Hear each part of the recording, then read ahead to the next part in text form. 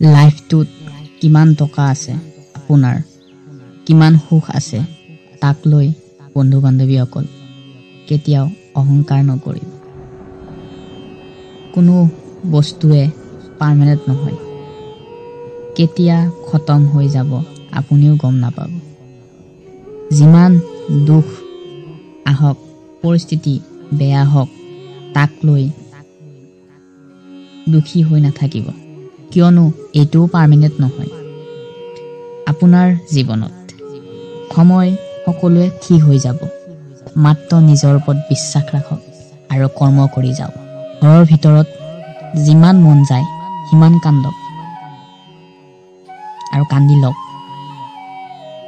কিন্তু ঘৰৰ দৰজাখন খুলি আহিলে সদায় মুখত মিচিকিয়া হাঁহি লৈ ওলাই যাব। কাৰণ আপোনাৰ কাৰণে যেতিয়া মানুহে গম পাব ওচৰত মানুহজনে হাৰি গৈছে জীৱনত,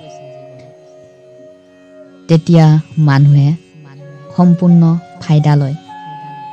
সদায় মনত ৰাখিব, মৰি গ'লেও কেতিয়াও নিজৰ মনৰ কথা কাকো নক'ব, নিজৰ সপোনৰ কথা কাকো নক'ব। আপুনি কি কৰি ভাল পায়, কি খাই ভাল পায়, কাৰণ আপোনাৰ সন্মান, লাজ, সপোন কথা মানুহবোৰে গম পালে আপোনাক মাৰি কাটি খাওঁ খাওঁ কৰিব, আপোনাক লৈ সমালোচনা কৰিব। কিন্তু আজি এই পৃথিৱীত আপোনাৰ ভাল হোৱা, আগুৱাই যোৱা নিবিচাৰে মানুহে, চিন্তা কৰি থাকে। কাৰোবাৰ কাৰণে যিমান ভাল নহওক কিয়, এদিন আপুনি হাৰি যাবয়ে। আমি পৃথিৱীত কি কৰি আছো ভাবিলে বুকুখন কঁপি উঠি যায়।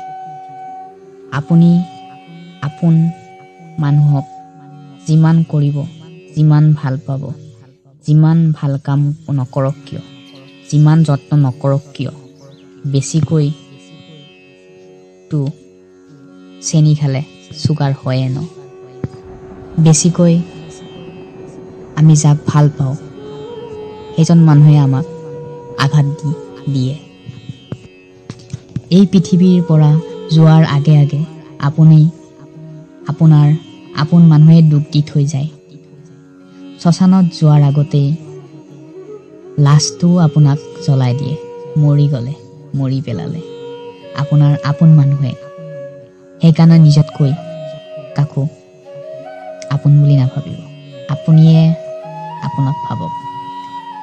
আপুনি তলত পৰি গ'লে কোনো নাহে উঠাব, তুমি নিজকে উঠি চোৱা, আকৌ তলত পেলাব চেষ্টা কৰিব। মিঠা মিঠা ফাঁকি কথা কৈ হৃদয়ৰ পৰা সঁচা কথা কৈ চাব বন্ধু বান্ধৱীসকল। আপোনাৰ ৱাইফ পচন্দ পাব বিচাৰিলে ভালো লাগিব, পচন্দ হ'ব, কিন্তু মা দেউতাৰ বহুত পুণ্যৰ ফলতহে পোৱা যায়।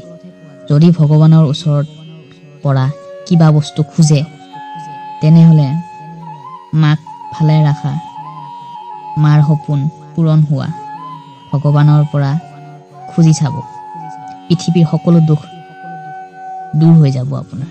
কোনো মানুহে নিজৰ কৰ্মৰ ওপৰত ফল পায়।